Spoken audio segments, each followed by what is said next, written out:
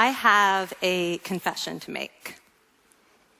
But first, I want you to make a little confession to me.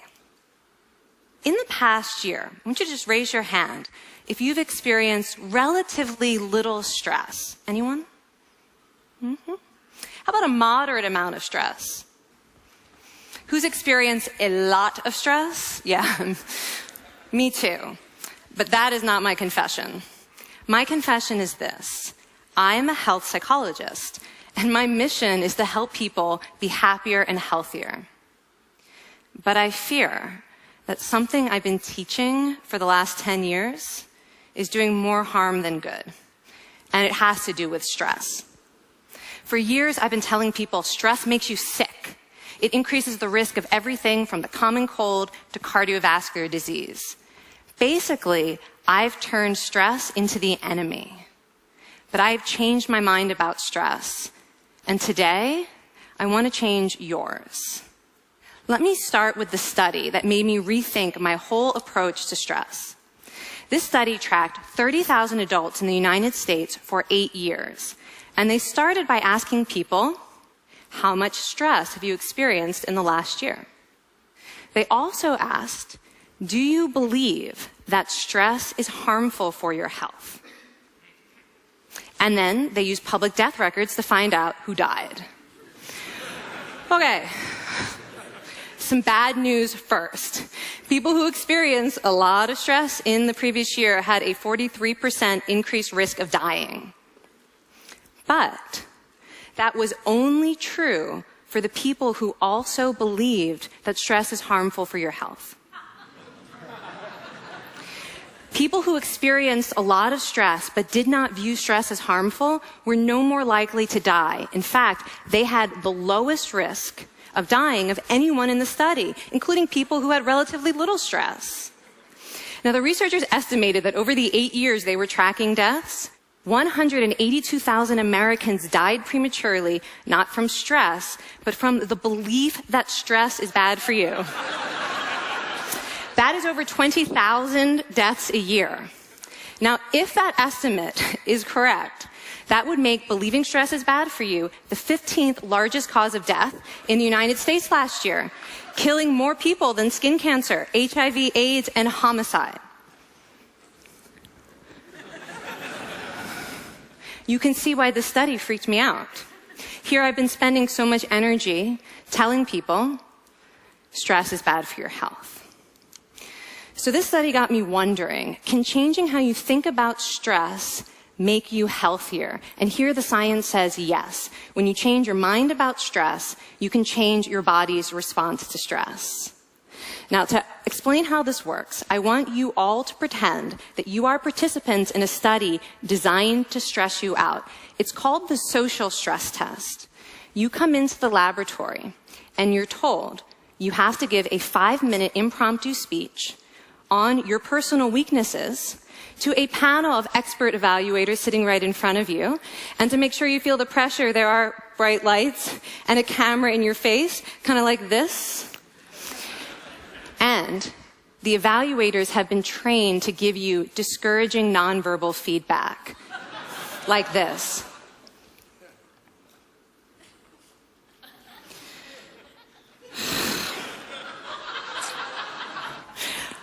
Now that you're sufficiently demoralized, time for part 2, a math test. And unbeknownst to you, the experimenter has been trained to harass you during it. Now, we're going to all do this together. It's going to be fun. For me. Okay. I want you all to count backwards from 996 in increments of 7. You're going to do this out loud as fast as you can, starting with 996. Go. Go faster. Faster, please. You're going too slow. Stop, stop, stop, stop. That guy made a mistake. We're going to have to start all over again. You're not very good at this, are you? Okay, so you get the idea. Now, if you were actually in this study, you'd probably be a little stressed out. Your heart might be pounding. You might be breathing faster, maybe breaking out into a sweat. And normally we interpret these physical changes as anxiety or signs that we aren't coping very well with the pressure. But what if you viewed them instead as signs that your body was energized, was preparing you to meet this challenge? Now, that is exactly what participants were told in a study conducted at Harvard University. Before they went through the social stress test, they were taught to rethink their stress response as helpful. That pounding heart is preparing you for action. If you're breathing faster, it's no problem. It's getting more oxygen to your brain. And participants who learned to view the stress response as helpful for their performance, well, they were less stressed out, less anxious, more confident. But the most fascinating finding to me was how their physical stress response changed. Now, in a typical stress response, your heart rate goes up and your blood vessels constrict like this. And this is one of the reasons that chronic stress is sometimes associated with cardiovascular disease. It's not really healthy to be in this state all the time. But in the study, when participants viewed their stress response as helpful, their blood vessels stayed relaxed like this. Their heart was still pounding, but this is a much healthier cardiovascular profile. It actually looks a lot like what happens in moments of joy and courage.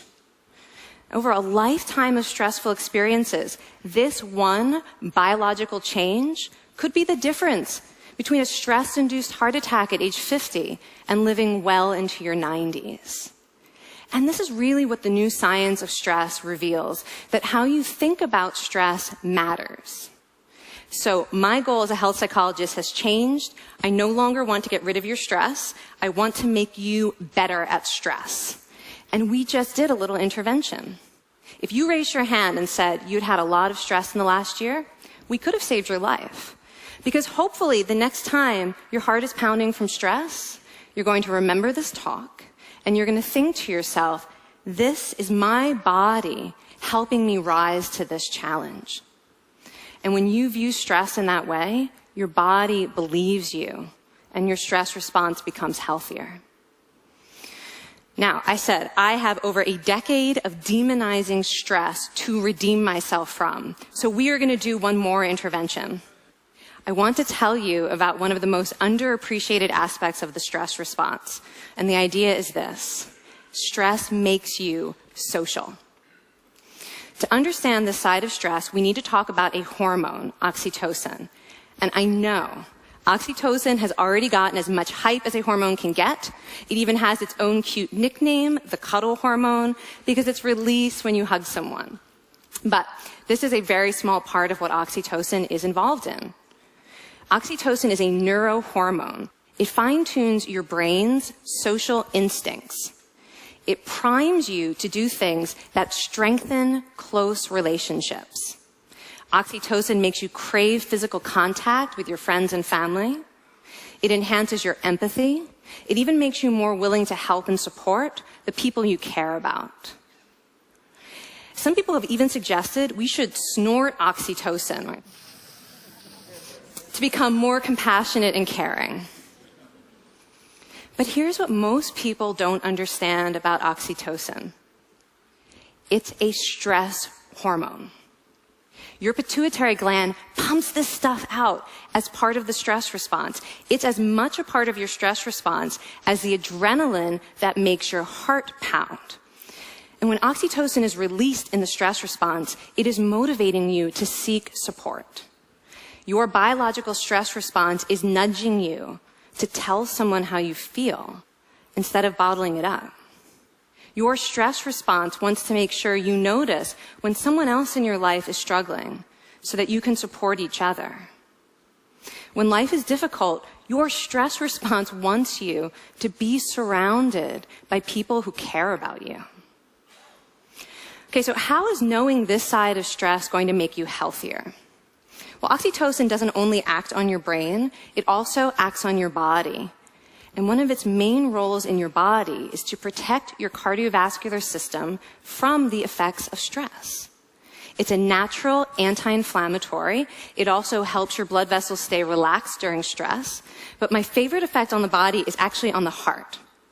Your heart has receptors for this hormone. And oxytocin helps heart cells regenerate and heal from any stress-induced damage. This stress hormone strengthens your heart. And the cool thing is that all of these physical benefits of oxytocin are enhanced by social contact and social support. So when you reach out to others under stress, either to seek support or to help someone else, you release more of this hormone, your stress response becomes healthier, and you actually recover faster from stress. I find this amazing that your stress response has a built-in mechanism for stress resilience. And that mechanism is human connection. I want to finish by telling you about one more study. And listen up, because this study could also save a life. This study tracked about 1,000 adults in the United States, and they ranged in age from 34 to 93. And they started the study by asking, how much stress have you experienced in the last year? They also asked, how much time have you spent helping out friends, neighbors, people in your community? And then they used public records for the next 5 years to find out who died. Okay, so the bad news first. For every major stressful life experience, like financial difficulties or family crisis, that increased the risk of dying by 30%. But, and I hope you are expecting a but by now, but that wasn't true for everyone. People who spent time caring for others showed absolutely no stress-related increase in dying, 0. Caring created resilience. And so we see once again that the harmful effects of stress on your health are not inevitable. How you think and how you act can transform your experience of stress. When you choose to view your stress response as helpful, you create the biology of courage. And when you choose to connect with others under stress, you can create resilience. Now, I wouldn't necessarily ask for more stressful experiences in my life, but this science has given me a whole new appreciation for stress. Stress gives us access to our hearts. The compassionate heart that finds joy and meaning in connecting with others. And yes, your pounding physical heart working so hard to give you strength and energy. And when you choose to view stress in this way, you're not just getting better at stress, you're actually making a pretty profound statement. You're saying that you can trust yourself to handle life's challenges. And you're remembering that you don't have to face them alone. Thank you. Thank you.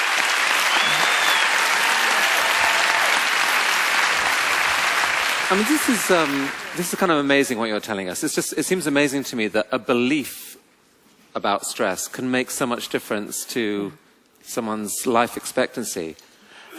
How would that extend to advice? Like if someone's making a lifestyle choice between, say, a stressful job and a non-stressful job, does it matter that which way they go, that it's equally wise to go for the stressful job so long as you believe that you can handle it in some sense? Yeah, and one thing we know for certain is that chasing meaning is better for your health than trying to avoid discomfort.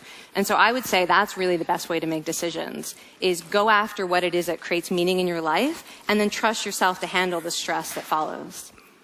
Thank you so much, Kelly. Thank you. It's really cool.